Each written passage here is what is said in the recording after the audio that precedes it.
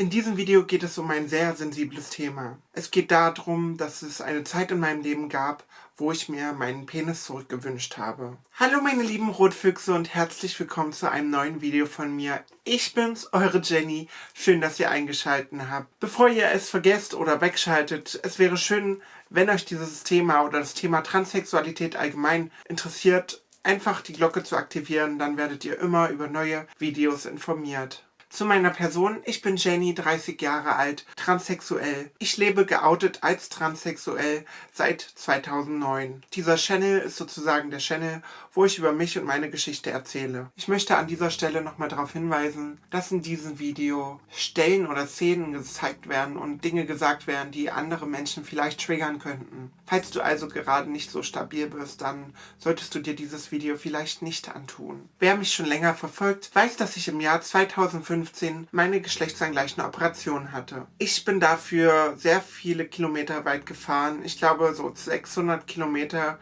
von Magdeburg entfernt liegt die Klinik besser gesagt. Und ich habe mich damals sehr stark für die Entscheidung der Operateurwahl von meinen damaligen Freunden beeinflussen lassen und habe sehr wenig Selbstrecherche betrieben. Das bedeutet, ich habe mich darauf verlassen, was andere Menschen sagen, ohne nochmal genauer nachzuhaken oder zu gucken, passt das auch wirklich persönlich für mich. Ich war damals bei 2 Operateuren, bei denen ich mich vorgestellt habe. Einmal war ich in Potsdam bei einer Klinik und einmal in Erding bei einer Klinik. Die Klinik in Potsdam ist leider eine Privatklinik und von daher bezahlen die Krankenkassen die Operation in dieser Klinik nicht. Die Klinik in Erding ist eine öffentliche Klinik und wird deshalb auch von den Krankenkassen übernommen. Ich kannte also damals 3 Leute, die persönlich dort waren und alle überwiegend zufrieden mit ihren Ergebnissen waren und sind. Und ich habe gedacht, alles klar, wenn es bei denen gut gegangen ist, dann wird es bei mir auf jeden Fall auch gut gehen. Ich habe dann ein Gespräch mit dem Arzt gehabt, der sehr,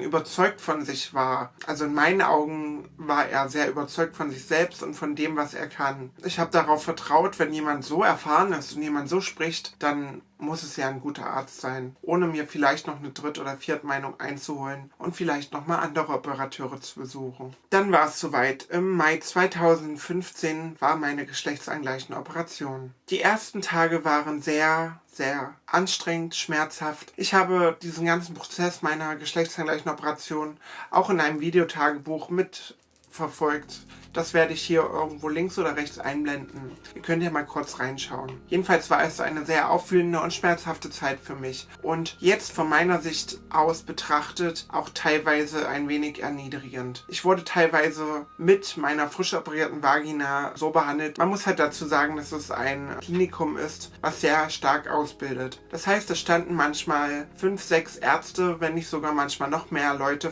vor dem Krankenbett, haben sich dich angeguckt, haben sich deine Vagina angeguckt oder deinen Penis, denn er operiert auch Transmänner, und haben dich dort mit Desinfektionsmittel vollgekippt und haben gesagt, so, eine Schwester kommt dann gleich und reinigt sie. Es war für mich sehr oft erniedrigend, denn ich hatte das Gefühl, ja, mir sehr oft ausgeliefert zu sein, da zu liegen und nichts machen zu können, und da kommt dann halt so ein Typ mit einer Desinfektionsflasche und kippt dich voll. Es ist kalt, es ist unangenehm, es fühlt sich nicht gut an, und dann sagt er danach, ja, warten Sie mal, die Schwester kommt bald und reinigt sie. Also ich fand die Art und Weise damals, für den Moment war es in Ordnung für mich, aber im Nachhinein betrachtet würde ich es nicht nochmal so machen. Ich würde von vornherein sagen, es ist schön, dass Sie ein Krankenhaus sind, das auch andere Leute ausbildet, aber ich möchte gerne für mich alleine sein und ich möchte nicht, dass meine neu geschaffene Vagina von jedem Menschen betrachtet werden. Man muss dazu auch sagen, dass von den ganzen Ärzten und auszubildenden Ärzten, die dort waren,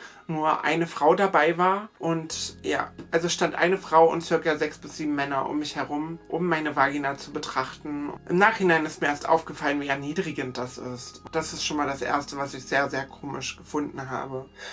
Und dieses Video ist für mich sehr anstrengend, denn es ist, wie gesagt, ein sehr schmerzhafter Prozess oder eine sehr schmerzhafte Phase für mich in meinem Leben gewesen. Nach dieser Operation war es dann so, dass ich irgendwann gemerkt habe, dass der Stand, den ich nachts tragen soll, viel zu klein ist, nicht in meine Vagina passt und ich wusste nicht, was ich tun soll. Es war alles nicht so, wie ich es mir vorgestellt habe und ich habe sehr oft gesagt, da ist irgendwas nicht in Ordnung und gucken Sie bitte nochmal nach. Und es wurde nie irgendwie auf mich gehört oder es wurde nie Acht gegeben darauf, was ich gesagt habe oder was ich wollte. Ich hätte mir echt gewünscht, dass die Ärzte mich so ein bisschen unterstützt und verstanden hätten. Ich bin dann nach Hause gegangen mit dieser Vagina und habe gemerkt, dass sie sehr viele Komplikationen macht. Erstens, der Stand rutscht ständig raus, er bleibt nicht drin sitzen und allgemein hatte ich das Gefühl, dass die Vagina nicht an der richtigen Stelle war. Die Vagina ging sehr schräg ab und nicht, also sie ging nicht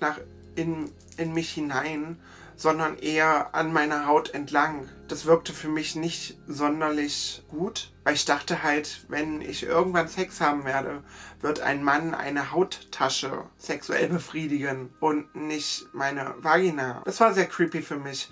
Ich habe das ganze Thema auch bei der ersten Korrekturoperation angesprochen und habe gesagt, ich habe da so ein Problem, meine Vagina sitzt falsch, der Urin kann dadurch nicht ablaufen und helfen Sie mir bitte. Ja. Der Operateur hat gesagt, er wird mir helfen. Er wird versuchen, alles erdenklich Mögliche zu machen, um es ein bisschen besser zu machen. Gesagt, getan. Ich bin in den Operationssaal gefahren worden und habe schon da gemerkt, irgendwas ist nicht in Ordnung. Ich fühle mich nicht wohl damit und ich muss weinen. Und ich habe ganz stark geweint und habe die ganze Zeit gedacht, warum mache ich das? Eigentlich müsste ich jetzt hier abbrechen an der Stelle. Und ich bereue es ganz, ganz oft, dass ich nicht an der Stelle schon gesagt habe, warten Sie mal kurz, ich möchte gerne nochmal jemand anderes drüber gucken lassen. Die zweite Operation war dann, wie gesagt, hinter mir. Ich lag dann da und habe gehofft, dass alles jetzt an Ort und Stelle ist und alles so ist, wie ich es mir gewünscht habe. Aber Pustekuchen. Die Vagina war genauso noch diese Hauttasche, die ich vorher auch hatte. Es wurden lediglich die Schamlippen angeglichen, was fast jeder Operateur im zweiten Schritt macht. Ich habe es alles so hingenommen. Ich habe das wieder über mich ergehen lassen. Ich habe die ganzen Reinigungsdinge über mich ergehen lassen.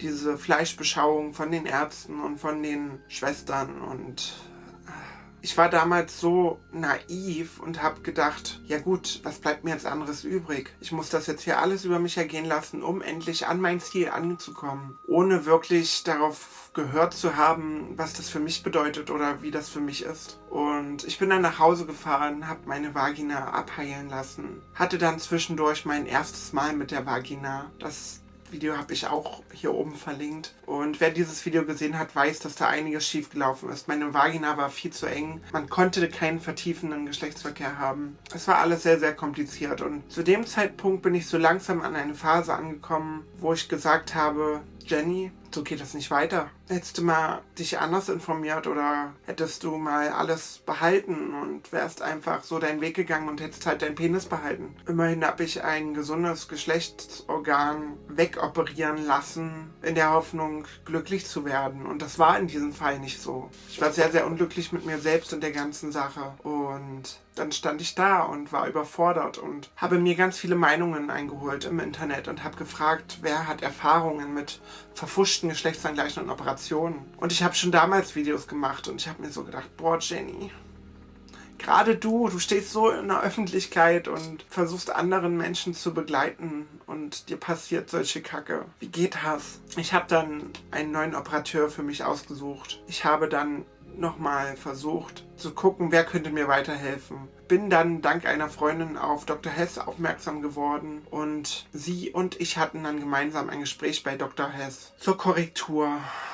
Und ich hatte auch da wieder ein sehr, sehr unangenehmes Gefühl. Beziehungsweise mein Gefühl war eigentlich super positiv. Aber ich habe mir gedacht, wenn diese dritte Operation schief läuft, dann war es das für mich. Dann kann ich mir den nächsten Strick suchen oder im Anschluss der Operation vom Krankenhausdach springen. Ich bin dann tatsächlich an diesen Schritt gewesen und habe das schon alles in meinem Kopf geplant. Und dann war der Termin für die Korrekturoperation. Und ich wurde dann, wie gesagt, operiert, indem ein Stück Haut aus meinem Bauch entnommen wurde und in meine Vagina eingepflanzt wurde, um sie zu vertiefen und so zu verlegen, dass sie einigermaßen an richtigem Ort und an richtiger Stelle sind. Ich hatte während der ganzen Sache einen Rückenmarkskatheter, wo Schmerzmittel eingeleitet wurde, und meine Beine waren taub und es hat sich nach der Operation angefühlt, als ob ich querschnittsgelähmt bin. Dieses Gefühl hat sich 3 Tage anhaltend so verhalten und ich dachte, stellt mir nur dieses Schmerzmittel ab. Ich habe das Gefühl, meine Beine leben nicht mehr. Und ich hatte solche Angst, meine Beine zu verlieren, da ich wusste, dass manch Transfrauen im Rollstuhl landen nach ihrer geschlechtsangleichenden Operation. Und ich möchte mit diesem Video darauf hinweisen, dass so viel während dieser Operation schiefgehen kann und dass ihr einfach euren Operateur gut auswählt. Macht euch Gedanken drüber, nehmt nicht den Erstbesten. Es kann so viel schief laufen. Und ich habe Angst davor, dass ihr euch verletzt oder dass ihr es nicht schafft oder nicht stark genug seid, diese ganzen Qualen durchzuerleiden. Und deswegen teile ich das mit euch und möchte, dass ihr sehr gut Acht gebt auf euch. Als dann die 3 Tage vorbei waren, habe ich gesagt, stellt jetzt den Schmerzkatheter ab. Ich nehme jede Schmerzen in Kauf, Hauptsache ich spüre meine Beine. Und das Gefühl meiner Beine kam dann auch wieder und ich hatte dann mir auch schon ein neues Bougier-Set bestellt, das von Vagivelle, was ich auch im letzten Video verlinkt hatte. Ich hatte vorher die aus Plaste, die Plasteteile, und die waren manchmal so aua, dass ich mich echt gefreut habe, endlich Bougierstäbe aus Silikon zu haben. Und dann ging's los. Es war sehr schwierig für mich. Ich hatte das Gefühl, dass dort unten alles schmerzhaft ist, komisch ist. Und ich hatte solche Angst, dass es nichts wird. Und ich habe so nach 5 Tagen, weil man liegt ja die ersten Tage.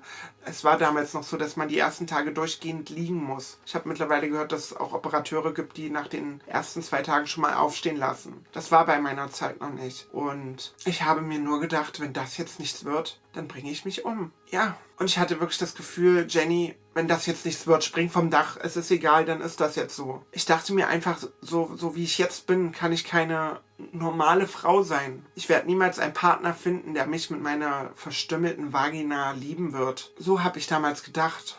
Heute denke ich mir, Jenny, du bist doof. Lieb dich erstmal selbst und jemand, der dich wirklich liebt, der nimmt dich auch mit einer verstümmelten Vagina. Denn dieser jemand, der nimmt dich so, wie du bist, weil du bist eine Transfrau. Du hast so viel durch in dein Leben. Dieserjenige, der zeigt dir, dass du es wert bist, geliebt zu werden. Also nimm ihn. Es ist teilweise sehr, sehr schwer für mich danach gewesen. Ich glaube, ich war 3 oder 6 Monate sogar krankgeschrieben, weil ich nicht mehr aus dem Tee kam. Weil ich gemerkt habe, ich schaffe es nicht, vernünftig zu arbeiten. Meine Vagina hat sehr, sehr lange danach noch wehgetan. Ich hatte sehr viele Probleme mit mir und meiner Vagina. Und es hat sehr, sehr lange angedauert, ein gesundes Verhältnis zu meiner Vagina herzustellen. Ich habe circa 3, ich würde sogar fast 4 Jahre sagen, gebraucht. Also erst im letzten Jahr habe ich angefangen, ein gesundes Verhältnis zu meiner Vagina herzustellen. Mein neues Geschlechtsteil zu akzeptieren, zu tolerieren, in Ordnung zu finden. Das ist ein langer Zeitraum. Viele denken immer, dass es nach der geschlechtsangleichenden Operation alles vorbei ist und man dann